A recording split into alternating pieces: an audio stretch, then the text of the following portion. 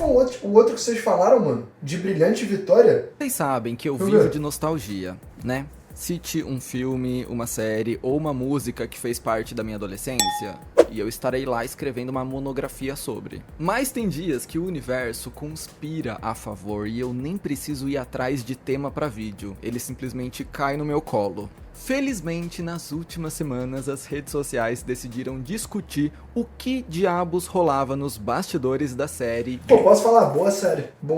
Brilhante Vitória, da Nick. E eu, como um lobo dando bote, vou aproveitar esse momento e trazer um vídeo completo pra vocês. Se você acompanhou esse ressurgimento de Victorious nas redes, você deve ter visto alguma teoria sobre o elenco se pegar horrores por trás das câmeras. Mas será que era só isso mesmo? Será que a galera tá olhando pros rumores certos? Ou tem coisa muito mais estranha que acontecia naquela escola de artes e ninguém tá comentando? Entre boatos e fatos, eu vou te contar quais são os bastidores caóticos de Brilhante Vitória. Quer participar dessa investigação comigo? Então se prepara, porque você nem... Mas vou falar, até ali, até o que ele falou ali, nada demais.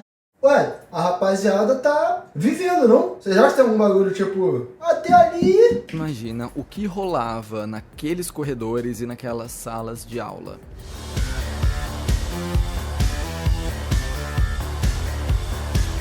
Eu tinha essa porra nessa época. Ai, gente, frequentar essa Hollywood Arts era o caos, né? Ainda bem que estudar não precisa ser caótico e nem complicado na vida real. Afinal, é pra isso que a gente tem a EBAC, a Escola Britânica de Artes Criativas e Técnicas. Então te orientar. O Fifo tá rico. Disse nos últimos dias, você pode entrar lá e ver o que melhor se adequa ao seu sonho. Obrigado, EBAC, por patrocinar mais esse vídeo aqui no Fefoverso e bora continuar. Como eu disse, nos últimos dias, começou uma onda, principalmente no TikTok e no Twitter, pelo que eu vi, de compilados com fotos e vídeos dos bastidores de Brilhante Vitória, insinuando que os atores tinham uma relação muito mais íntima do que parecia. Não é difícil imaginar o que pode ter acontecido. Mas aí, entre ter a relação deles, vamos lá, e a relação da rapaziada de Outer Banks, que o pau quebrou, um deu um follow nesse, outro nesse aqui, um saiu da série, que é a namorada, aí pá, deixa, essa aqui vai tá sendo amor de menos, aqui tá sendo amor demais, ó. Certo que a gente não tá tendo um meio termo, mas... com um elenco jovem, bonito e desimpedido como esse, correto? Pois é, as redes sociais foram levantando esse conteúdo que os próprios adolescentes publicavam na época e percebendo que... parece que o negócio foi bem além do profissional entre esses atores. Isso é uma teoria.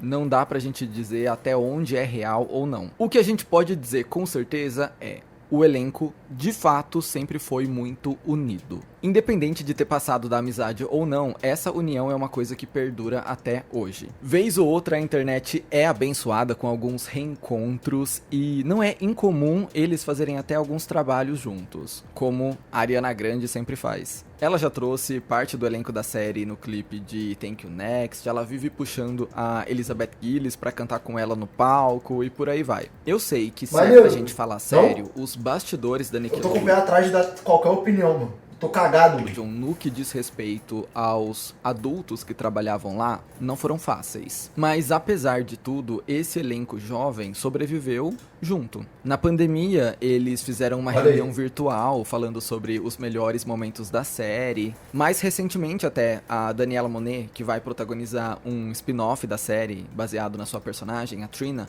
disse num podcast que antes do anúncio do projeto sair, ela fez questão de conversar com todos do elenco. E ela até se emociona, dizendo que é surreal como eles se apoiam e como eles formaram uma família mesmo. Pô, maneiro, isso mano. Foi, sei lá, 2 meses atrás. Então, volto a dizer, a parte da pegação é especulação.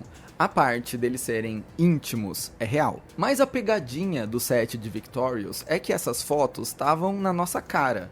O perigo tá no que a gente não via. Por exemplo, se você já assistiu a série, deve ter percebido que em quase todas as cenas, os personagens aparecem segurando um copo de café, da marca Jet Brew, a cafeteria fictícia do universo da Nickelodeon. Isso era tão frequente na série que o próprio canal da Nick já chegou a fazer um vídeo tentando identificar qual personagem de Brilhante Victoria era o mais viciado em cafeína. A pergunta de $1 milhão que a internet sempre se fez é: o que será que tinha dentro desses copos de verdade? Não é porque na cena o personagem tá bebendo café que o ator também está bebendo café. Essa é a mágica de Hollywood. E como o copo não era transparente, eles podiam colocar qualquer coisa lá dentro. Para responder a essa pergunta, a gente precisa ir lá no livro da Janet McCurdy, a Sam, de iCarly. Nele, ela relata um episódio intrigante com o Dan Schneider, o tenebroso produtor da Nick que foi exposto no documentário Quiet on Set e que também trabalhou em Brilhante Victoria. Na época, a Janet tinha recém-completado 18 anos e o Dan estava insistindo para que ela consumisse uma bebida alcoólica. Observação: diferente do Brasil, a idade legal para beber lá nos Estados Unidos é de 21 anos. A Janet recusou todas as tentativas dele de enfiar a bebida nela e foi nesse momento que o Dan Schneider fez uma revelação, tentando provocar ela. Ele disse que é por isso que todo mundo prefere o elenco de Brilhante Victoria do que o elenco de iCarly, porque vocês são certinhos demais, e lá na outra série eles estão sempre bebendo, por isso são muito mais divertidos. Isso fez começar a imaginar o que tinha dentro desse copo que os atores tanto seguravam. Tem até um vídeo publicado no próprio canal do Dan em que ele grava a Elizabeth Gillies, a atriz da Jade, e pergunta o que tem dentro daquele copo de café. Aí, num tom meio de segredo, ela brinca que era uma água tingida. Aliás, esses vídeos do Dan Schneider são bizarros. Era praticamente ele indo na cara dos adolescentes e todo o elenco parecia ficar desconfortável assim que ele chegava. E ele brincando sobre o conteúdo do copo, dizendo que era uma água diferente ali. Era como se eles estivessem provocando o público, deixando as coisas extremamente na nossa cara. Enfim, se restava alguma dúvida sobre o comportamento daqueles jovens, ela foi resolvida em 2020, quando o Evan Georgia, que fazia o Beck na série, postou um vídeo com a seguinte legenda: quando você não se lembra do enredo de nenhum episódio de Brilhante Victoria, mas lembra de sair pra festejar todas as noites. Nos comentários ele disse que estava de ressaca em quase todas as gravações e só conseguia lembrar direito do episódio em que a Kesha participou do programa. Ou seja, mais uma teoria que se confirma. De fato, tinha muito álcool nos bastidores de Brilhante Victoria. E já que a gente trouxe o nome da Kesha pra conversa, além do envolvimento do Dan Schneider em Brilhante Victoria, aqueles adolescentes tinham que conviver com outra pessoa tão questionável quanto o produtor Dr. Luke. Sim, ele mesmo. Você sabia que o produtor que foi acusado de abuso pela Kesha também produzia... Mas rapaz, esses produtores são tudo filha da p... Ninguém fala nada não, parece que é pré-requisito, mano. Músicas das séries da Nickelodeon. Pode olhar lá no Spotify, vai ver os créditos dele. É incrível esse elenco ter saído de lá inteiro, desviando de gente problemática por todos os cantos. E ainda nesse tópico, pessoas questionáveis e produtores musicais, a gente precisa falar sobre um homem chamado Michael Corcoran, que era praticamente o braço direito do Dr. Luke e trabalhava na música de várias produções do Dan Schneider. Se você for pesquisar, vai ver que o Michael hoje é casado com a Elizabeth Gillies. E os dois se conheceram justamente na época de Brilhante Victoria, quando a atriz tinha só 16 anos e ele já tinha 37, uma diferença de 21 anos. A versão oficial é que eles só começaram a se envolver de fato depois que a Liz completou 18 anos, mas eles já deixaram escapar algumas coisas estranhas em entrevistas. Tipo ela dizer que sabia que ia casar com ele no momento em que o viu pela primeira vez. Lembrando, ela, uma adolescente de 16 anos, ele, um produtor da série com quase 40. Mas como eu disse, a versão oficial é que eles só começaram a namorar depois que a Elizabeth fez 18. E mesmo assim, esse relacionamento foi mantido em segredo por todos. Brilhante Victoria ainda estava sendo filmada e produzida e não pegaria muito bem ter essa notícia de namoro nos bastidores. Então essa é mais uma história que deixa a internet de olho meio arregalado. Depois de 8 anos namorando, os dois se casaram em uma cerimônia íntima realizada em 2020 e estão juntos até hoje. Eu não sei se vocês perceberam, mas até agora a gente nem citou a protagonista da série, a Victoria Justice. Ou melhor, quem deveria ser a protagonista da série, porque já no final da última temporada ela tinha perdido tanto destaque que parecia mais que a série era do resto do elenco. Pior que é verdade, velho. Tipo assim, é uma série que teoricamente tem uma protagonista, mas não fica um bagulho, tipo, pô, claro, pra... Tipo, vou dar um exemplo de Outer Banks, que é o que a gente acabou de assistir junto, né? Tipo, o JJ, ele é Pô, olha aí, tá vendo? Já falei o JJ. O John B, teoricamente, é o protagonista. Mas, mano, pra muita gente, o JJ é o cara da série, pô. Tá ligado? Não é aquela série que deixa muito claro o tempo todo quem é a pessoa e o restante tá em volta, entendeu? Sabem que até hoje existe essa discussão sobre a Victoria Justice não ter decolado em Hollywood como outras protagonistas jovens da sua época, né? Tem quem argumente que isso aconteceu porque a personagem dela era a mais sem graça do rolê, e isso fazia o público ter muito mais interesse nos outros do que nela. E isso teria refletido na vida real também. Mas tem um blind item que vai um pouco mais além. Blind item é uma denúncia anônima, um relato sem embasamento que qualquer um pode fazer, então é sempre bom a gente questionar a veracidade da informação. Seguindo, existe um blind item que repercutiu muito em 2017 de uma pessoa que dizia ser amiga de uma protagonista da Nickelodeon, cuja série levava o seu nome no título. Ou seja, como o nome da Miranda Cosgrove não é Carly, todo mundo entendeu que esse relato era sobre Victorious e a Victoria Justice. De acordo com essa amiga, a atriz teria confessado para ela que enquanto sua série estava em exibição, um grande produtor dava muito em cima dela, descaradamente mesmo. E ela contou que recusou todas as investidas dele, o que fez com que esse cara comprasse uma briga eterna com ela e começasse a criar várias fofocas nos bastidores para colocar todo o elenco contra ela. E foi por isso, inclusive, que outros personagens estavam recebendo mais destaque que ela na temporada final do seu programa. Não precisamos nem fazer um esforço para entender de quem essa pessoa estava falando, né? Como eu te disse, não dá para saber se é verdade. Esse é um blind item bem longo e tem várias informações ali que eu julgo serem exageradas, mas essa em específico pode ser real, por quê? Primeiro, o Dan Schneider realmente dava em cima das mulheres que trabalhavam com ele.